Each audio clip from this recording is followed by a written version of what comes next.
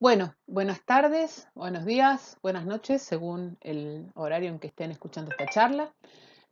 Muchos me conocen, soy Rosa Castaña, y en estas dos charlas que están separadas por cuestiones prácticas en dos partes, vamos a hablar de semiología del aparato urinario, ¿sí? Algunas manifestaciones que aparecen por alteraciones que se producen a nivel del aparato urinario. En la primera parte, los objetivos que deberán cumplirse o que ustedes deben conocer al terminar esta charla es poder definir signos de enfermedades renales como oliguria y proteinuria, reconocer los componentes de la barrera glomerular normal y sus funciones, y por último, conocer los dominios de la superficie podocitaria y sus funciones. Esto es fundamental para que después tengan en claro el concepto de proteinuria y la génesis de la misma. Bueno, vamos a comenzar con algunos términos urológicos y que ustedes, como dijimos en los objetivos, deberán conocer. Los síntomas y signos urológicos más característicos, como mencioné anteriormente, son oliguria, proteinuria y hematuria. Después vamos a hablar también en la segunda parte de dolor lumbar, de algunos trastornos miccionales, algún concepto de retención urinaria e incontinencia y por último vamos a finalizar la segunda parte de la charla con algunos términos referidos a bacteriuria. Bueno, empecemos con la definición de oliguria. En general se define oliguria como una diuresis menor a 400 mililitros día. Pero este término que se ha acuñado durante mucho tiempo no es demasiado certero cuando nosotros queremos relacionar la oliguria con la presencia de fracaso renal agudo. ¿Por qué?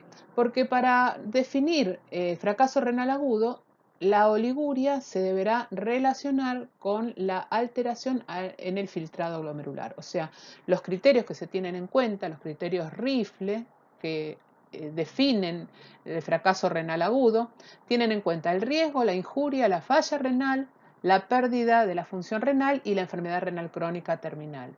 Entonces, para poder definirlos, la oliguria que se tiene en cuenta, o sea, la disminución de la diuresis, va a variar en relación al peso del paciente, cuánto orina de acuerdo a su peso y también de acuerdo a en cuánto tiempo se persiste esa oliguria, esa disminución de la diuresis.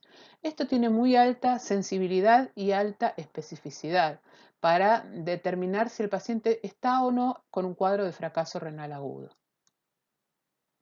Entonces, ¿cómo definiríamos oliguria? Fíjense, si nosotros tenemos un paciente de 70 kilos, ¿sí? No va a ser lo mismo decir que tiene una oliguria porque tiene una diuresis menor a 400 mililitros en 24 horas, porque si el paciente pesa 70 kilos, la definición va a ser, va a dar 504 mililitros si tiene una diuresis menor a 0,3 mililitros kilo hora en 24 horas. O sea, ¿cómo definimos con los criterios Rifle-Akin, que son los criterios que definen insuficiencia o fracaso renal agudo? Diuresis menor a 0,5 mililitros kilo por 6 horas o por 12 horas. ¿Sí? Esto ya sería una etapa más grave, ¿sí?, de la enfermedad renal. Y cuando hablamos de falla renal, menor a 0,3 mililitros kilo en 24 horas. Entonces, estamos hablando ya de con 500 mililitros, en este caso con 420 mililitros en 12 horas, podemos categorizar al paciente en un cuadro de insuficiencia, de falla renal en curso. Por eso el hecho de decir 400 mililitros en 24 horas es poco exacto y poco específico cuando queremos definir fracaso renal. Entonces, ¿qué tenemos que tener en cuenta cuando hablamos de oliguria, cuando hablamos de esa disminución en 6, 12 o 24 horas de la diuresis? Que estos criterios diagnósticos deben aplicarse después que el paciente tenga optimizada su volemia. No podemos hablar de oliguria en un paciente que está deshidratado si primero no podemos medir su estadio de fracaso renal, si primero no lo hidratamos bien. Y por otro lado, si tiene una uropatía obstructiva, o sea, si el paciente tiene, por ejemplo, una obstrucción ureteral, debemos primero descartar esa uropatía obstructiva, porque quizás no sea un problema renal, sino un problema de las vías urinarias. Todo esto, estos cambios deberán producirse en el transcurso de al menos 48 horas, o sea, luego de optimizar la volemia y de haber descartado uropatía obstructiva. Ahí vamos a poder evaluar sin ningún tipo de alteraciones secundarias cuál es el nivel de oliguria que presenta el paciente. Bueno, definamos ahora proteinuria. Como su nombre lo indica, es la presencia de proteínas en la orina y en adultos hablamos de una excreción urinaria mayor a 150 miligramos día. Y lo importante es que la proteinuria, al igual que la hematuria que vamos a ver en la segunda parte de la charla, es un marcador de lesión renal. ¿Por qué se produce la proteinuria? Porque se filtra por el glomérulo, porque se reabsorbe, es resultado de la reabsorción tubular, o por la secreción o adhesión de proteínas a la orina a través del tracto genitourinario. O sea, la proteinuria no es solamente resultado de la filtración, sino también de la reabsorción y la secreción.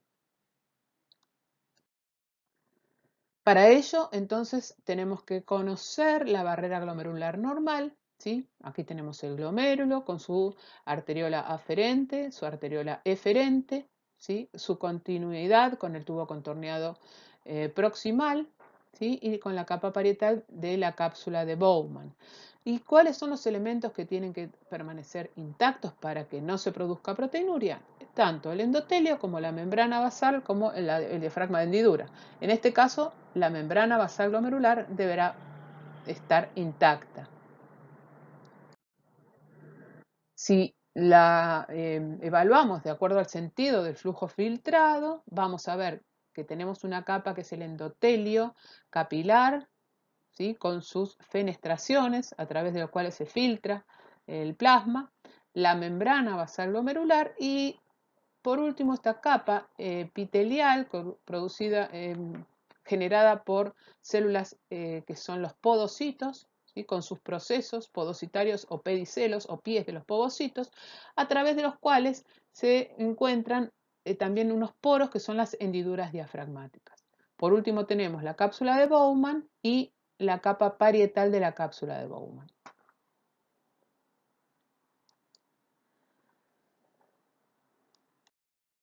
Esto con una fotografía de microscopía electrónica, vamos a ver entonces que en la fase de filtración, aquí tenemos la luz capilar, este es el endotelio capilar con sus fenestraciones, ¿sí?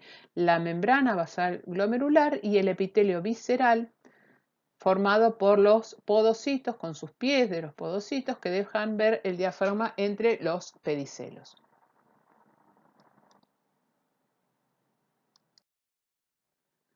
Bueno, definamos, o sea, veamos entonces cómo está compuesto el endotelio capilar. Como les mencioné anteriormente, la característica del endotelio capilar es que tiene poros o fenestraciones que aproximadamente miden entre 70 y 100 nanómetros y que tienen la particularidad de separar la sangre del plasma. La superficie del endotelio capilar tiene cargas negativas dadas por una proteína, que es una cialoproteína glomerular, que es la podocalixina. Y esto permite que solo pasen moléculas de bajo peso molecular, ¿sí? Aquí tienen entonces la membrana basal glomerular, aquí, ¿sí? Y este es el endotelio que está fenestrado con estas fenestraciones, dada entonces la carga negativa por la podocalixina. ¿Cómo está compuesta la membrana basal glomerular? Tiene tres capas, una lámina interna, una lámina externa y una capa central gruesa que es la lámina densa.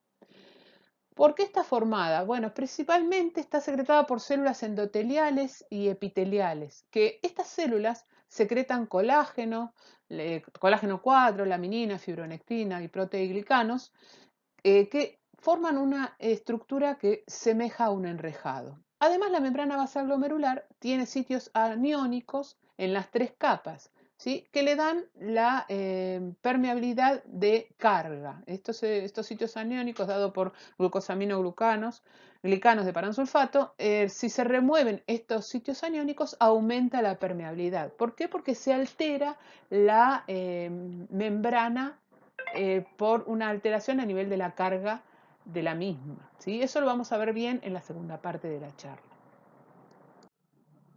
Bueno, entonces aquí tienen, estas serían las células endoteliales, con sus poros o fenestras, la membrana basal glomerular con su lámina rara interna, lámina densa y lámina rara externa, y por último los podocitos, ¿sí? Con el diafragma de hendidura que separa los pies podocitarios. Y quiero que se graben esta imagen, que este diafragma es como un cierre, ¿sí? Y vamos a ver por qué está formado, cómo se logra que este cierre no esté abierto, porque si esto se abre, se escaparían proteínas, ¿eh? Cuando hay alteración a nivel de este diafragma de hendidura, se produce el filtrado masivo de proteínas. Bueno, entonces vamos a hablar de los podocitos, que como les dije son digamos, uno de los elementos más importantes, pues su alteración produce un aumento de la filtración glomerular, su apertura y por la apertura del tamaño de los poros.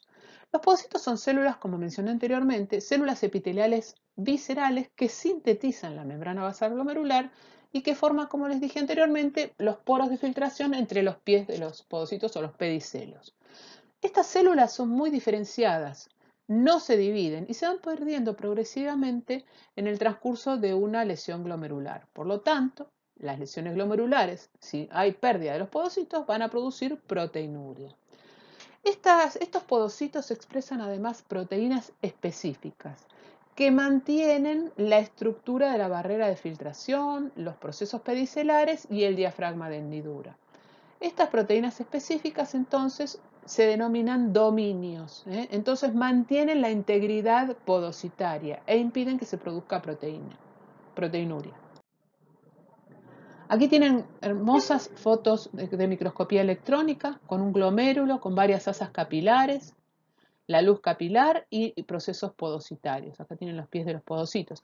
Y acá tienen un capilar glomerular, fíjense las fenestraciones, rodeado por procesos podocitarios de un pie de los podocitos. Bueno, como les mencioné anteriormente, los podocitos y los poros de filtración glomerular tienen ciertas características. La superficie del podocito entonces se divide en tres dominios que tienen diferentes localizaciones, componentes y funciones. Esos componentes son componentes proteicos. Y esas proteínas que existen en cada uno de esos tres dominios son esenciales para mantener la integridad, la estabilidad global de la arquitectura del podocito e impedir que se produzca proteinuria. ¿Cuál es el primer dominio que vamos a nombrar? El dominio apical.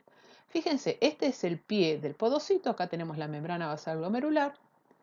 Lo que tenemos que considerar es que el dominio apical está relacionado con sustancias proteicas como la podocalixina, como les mencioné anteriormente, el NERV3, que es el factor regulador del intercambiador sodio-hidrogeniones, que a través del NERV3, la podocalixina se une a la esrina, ¿sí? Y la esrina se une a la actina del citoesqueleto,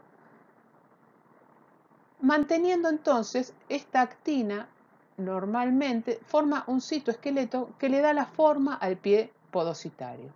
Si se altera la unión de este complejo podocalixina-nerva-esrina, va a producirse cambios a nivel de los procesos pedicelares de la célula glomerular. Entonces los podocitos no van a poder formar el diafragma de hendidura normal, se van a producir apertura de ese diafragma y se va a producir pérdida de proteínas. Entonces, este citoesqueleto de alfa-actinina está mantenido por este dominio apical, formado por la podocalixina que a través del NER3 se une a la esrina y esta a la actinina. Sigamos con el próximo dominio. Entonces, vimos la estructura del citoesqueleto. ¿Cómo se mantiene el diafragma de filtración? Es decir, ese espacio que se encuentra entre ambos pies de los podocitos. El diafragma de filtración tiene la característica de que tiene que tener una medida entre 25 y 60 nanómetros, cruzadas por una membrana delgada, que es el diafragma de hendidura o diafragma de filtración. Como les mencioné anteriormente, esto tiene una estructura que es similar a un cierre. Tiene puentes que se extienden de una membrana plasmática de un pocito a la otra. Y este diafragma de filtración, este dominio, es el responsable de impedir el paso de moléculas como por ejemplo la albúmina. Bueno, y acá parece complicado, pero vamos a ir viéndolo de a poco y van a ver que es muy simple de entender. Bueno, acá tienen, ¿sí?, el dominio que vimos al principio, ¿sí? Después tenemos el segundo dominio, que es el dominio del diafragma de filtración. En el primero se mantiene el citoesqueleto. En el segundo es el diafragma de filtración, lo que se mantiene gracias a sustancias proteicas como la nefrina, que es una sustancia de la familia de las inmunoglobulinas, y otras sustancias como la p-caderina, la podosina, la filtrina, etc. De aquí la más importante va a ser la nefrina. ¿Por qué? Porque actúa con la p-caderina en el centro proteico del diafragma de filtración. Fíjense, la nefrina, ¿sí?, y la p-caderina. ¿Qué tenemos que tener en cuenta aquí?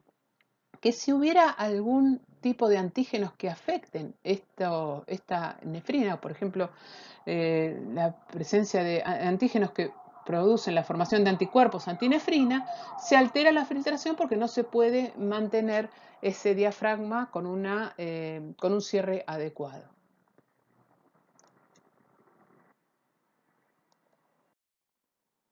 Por otro lado, la p-caderina, es un dominio extracelular y forma el andamiaje del diafragma de filtración. El intracelular está conectado a través de las cateninas, tanto sea la beta como la gamma catenina.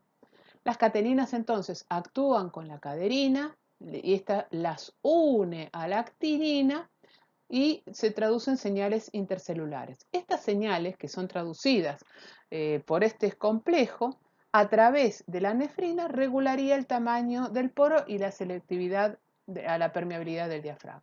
Entonces, tenemos dos grupos de proteínas, la nefrina y la caderina, que cierran ese diafragma de filtración, y por último, las cateninas que unidas a la caderina harían que la actinina transmita señales intercelulares que regulan el poro y la permeoselectividad del diafragma. Esto sería entonces el segundo dominio, que es el dominio del diafragma de filtración.